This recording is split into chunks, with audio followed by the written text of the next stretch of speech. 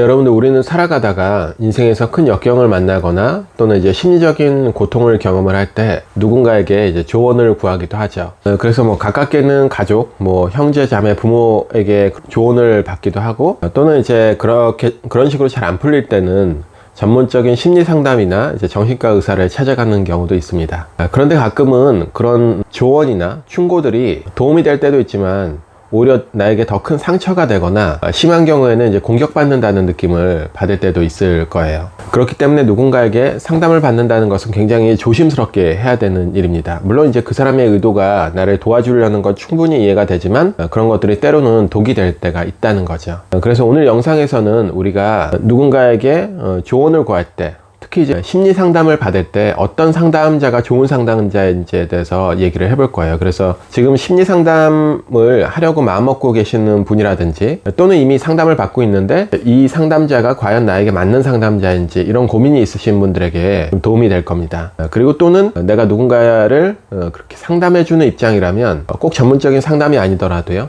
내가 어떤 거를 좀 유의해야 되고 어떤 것들에 중점을 둬야 되는지 알게 되실 거예요. 네, 재미있는 실험 연구가 있었습니다. 상담에 대한 실험 연구인데요. 과연 이제 심리 상담을 통해서 내담자가 좋아지는 그 과정에서 그 상담의 효과는 과연 어디에서 오는가? 근데 심리 상담사 관점과 그 다음에 상담을 받는 내담자 관점에서 각각 설문조사를 한 건데 되게 흥미로운 결과가 나왔는데요. 두 사람이 얘기하는 게 달랐다는 거죠. 먼저 이제 심리상담사는 만약에 이제 내담자가 치료가 됐다면 그 치료의 주요한 요인으로 뭘 봤냐면요, 본인의 어떤 특별한 해석, 분석력을 치료 효과로 봤습니다. 어떤 거냐면 저 내담자의 심리적 고통에 저 깊이에 있는 그 사람이 잘 알지 못하는 어떤 무의식적 구조라든지 무의식에 있는 트라우마를 내가 끌어냈다든지, 또는 그 사람이 깊이 가지고 있는 어떤 방어 기제나 허용할 수 없는 어떤 충동들을 내가 알아차리게 해줬다든지, 또는 전혀 생각하지 못했던 어떤 통찰을 줬다든지, 이런 본인의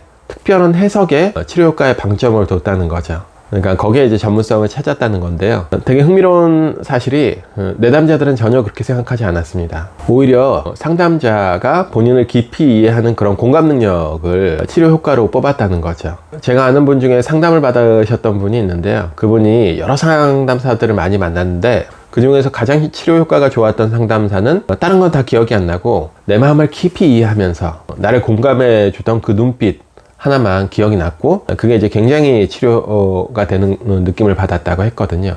되게 다르죠. 사실 이제 상담사에 오는 많은 내담자분들이 이런 얘기 하시는 분들이 많아요. 사실은 내가 친구들 사이에서 거의 상담사고, 사실은 내가 상담하면 잘할 거다. 그분들이 대부분 내가 상담을 잘한다고 생각하는 이유 중에 하나는 되게 분석력이 좋다는 거죠. 내가 사람을 잘 파악하고. 근데 사실은 뭔가 그 사람을 분석하고 또는 해석하는 거는요, 요즘 책이 워낙 잘 나와 있기 때문에 이론이나 책만 좀 어느 정도 보면 누구나 다 할 수 있습니다. 그렇기 때문에 사실은 그 해석력이, 분석력이 그렇게 대단한 건 아니라고 볼 수 있는 거죠. 그럼에도 불구하고 우리는 왜 상담을 오는 거냐면요, 그런 분석과 해석이 아니라 이 관계성 속에서 느껴지는 그런 깊은 공감과 이해를 받기 위해서 오는 거예요. 여러분, 누군가에게 충고를 할 때, 충고와 분석을 할 때 그 사람이 내 충고를 받아들일 수 있는 유일한 상황은 딱 하나입니다. 아, 저 사람이 내 마음을 깊이 이해하고 있구나, 내 상황을 깊이 공감하고 감정적으로 이해하고 있구나, 이런 느낌이 들었을 때만 유일하게 그 충고와 분석이 들어간다는 거죠. 그래서 여러분들 지금 내가 상담을 혹시 하고 있다면 그 상담사가 과연 지나치게 분석적인 사람은 아닌지, 내 마음과 내 상황에 대해서 깊이 이해하고 공감하고 있는지 좀 잘 점검을 해보시면 좋을 것 같고, 여러분들도 누군가를 상담할 일이 있을 때는 그런 분석력이나 이런 걸 떠나서 그 사람을 먼저 그 사람의 상황에 대해서 깊이 이해해보고 공감해보는 게 필요하다는 겁니다. 예를 들어서 상담을 하고 있는데 내담자가 처음 만났는데 상담자에게 이렇게 얘기하는 겁니다. 선생님의 눈빛이 너무 공격적으로 보여서 제가 뭔가 말하기가 어려워요. 이렇게 했을 때 분석적인 건 이런 거죠. 근데 그 공격적인 태도는 제가 있는 것이 아니라 내담자 본인이 가지고 계시는 거고요. 그걸 저에게 던지면서 투사를 하고 있는 겁니다. 이건 하나의 분석이죠. 이렇게 얘기한다면 내담자는 두 번 다시 상담 오지 않을 거예요. 그거보다 그 사람의 마음을 깊이 이해한다는 거는, 내 눈빛이 굉장히 공격적으로 보인다면 그 사람 기분이 어떨까요? 무섭겠죠, 사실은. 이런 공감이 이루어지면 아까처럼 분석적인 말이 나가는 게 아니라, 되게 좀 처음 만남에서 공격성이 느껴지면 되게 좀 긴장되고 두려울 수 있겠네요. 충분히 이해합니다. 이런 반응이 이제 먼저 나가야 된다는 거죠. 근데 여기서 중요한 거는 이 공감이나 이해에 대해서 기술적으로 하려는 분들이 많이 있어요. 물론 이제 내가 잘 당신을 이해하고 있다는, 네네, 이렇게 추임새를 해봐도 되고, 이런 끄덕끄덕 하면서 비언어적인 제스처를 하면 훨씬 더 좋겠지만, 사실은 이 공감과 이해는 기술로 되지 않습니다. 내가 기술적으로 네, 그렇군요, 네, 이해합니다, 이렇게 기계적으로 하고 있다면 상대가 다 알아요. 왜냐면 내가 예민한 만큼 상대도 다 예민하게 나를 파악하고 있거든요. 그래서 사실은 진정으로 내가 그 사람을 공감하고 있다면 이런 제스처나 추임새나 이런 게 필요 없습니다. 마음으로 깊이 이해해 봐야 되는 거죠. 그렇다면 이걸 이해하기 위해서 제가 이해하는 상담자의 덕목 중에 하나는 결국에는 이제 약간의 구도자의 마음, 그러니까 인격 수양에 힘을 써야 된다는 거죠. 그 사람을 이해하는 상담, 이게 말이 쉬워서 그런데요, 굉장히 어렵고, 원래 상담대가이신 분들은 그래서 마지막에는 대부분 인간중심적인 상담으로 옵니다.